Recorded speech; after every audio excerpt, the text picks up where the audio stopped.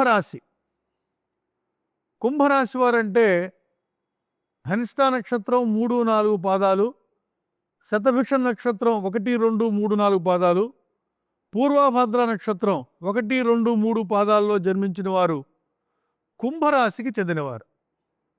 కుంభరాశి వారికి ఆదాయం 8, వ్యయం 14, రాజపూజ్యం 7, అవమానం 5. కుంభరాశి వారికి ద్వితీయ స్థానంలో శని సంచారం, ఏళ్ళనాటి శని నుంచి విముక్తులయ్యారు వీరు.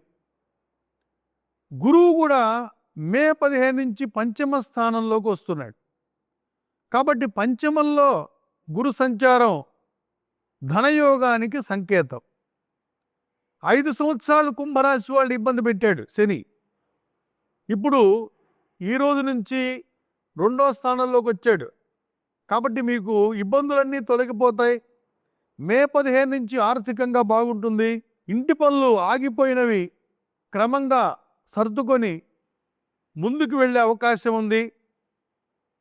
మే 15 తర్వాత అంతా మంచి జరుగుతుంది. ఆర్థిక సంక్షోభం అధిగమిస్తారు. ఉద్యోగార్థులకు ఆశాజనకంగా కనిపిస్తోంది. ఉద్యోగస్తులకు మే 15 తర్వాత పదోన్నతులు వచ్చే అవకాశం ఉంది. ఆర్థిక ప్రయోజనాలు కలుగుతాయి. కుటుంబ పరిస్థితులు అనుకూలిస్తాయి. వ్యాపారస్తులకు కూడా మంచి సమయంగా కనిపిస్తోంది మే 15 నుంచి. సంతాన సౌఖ్యం కలుగుతుంది. వివాహాది శుభకార్యాలు చేస్తారు.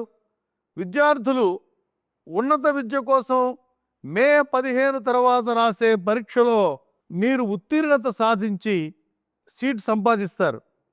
పోటీ పరీక్షల్లో మీరు విజయం సాధిస్తారు. ఇక కుంభరాశి వారికి ద్వితీయ స్థానంలో శని, ద్వితీయం వాక్కు గురించి చెప్పే స్థానం. శని చక్కగా మాట్లాడకపోతే తగాదాలు కొని తెచ్చుకున్నట్లే. అందువలన ఆచితూచి మాట్లాడాలి.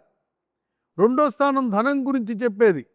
అందువలన శని ఒక్కొక్కసారి ధన నష్టం చేస్తాడు.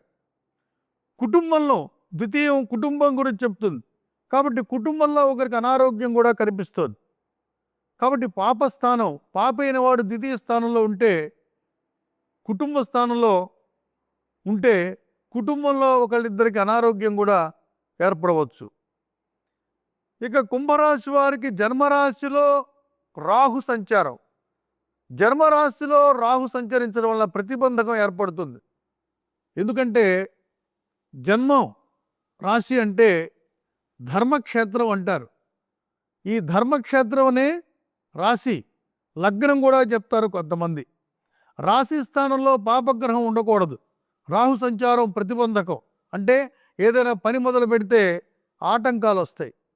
స్వతంత్రంగా నిర్ణయాలు తీసుకోవడానికి జంకుతారు. ఒకవేళ తీసుకున్న ఫలితం రాదు. సప్తమంలో కేతు ఉన్నాడు. భార్యకు అనారోగ్యం, అవగాహన లోపాలు. మంచి పనులతో ముందుకు వెళ్ళినా వెళదామా వద్దా అనే సందేహంతో వెనక్కి అడుగు వేస్తారు. కేతువు కదలనివ్వడు.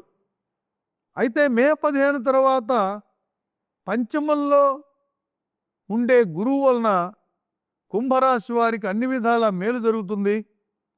పంచమ స్థానంలో ఉన్నటువంటి గురువు ఆర్థికంగా మేలు చేస్తాడు.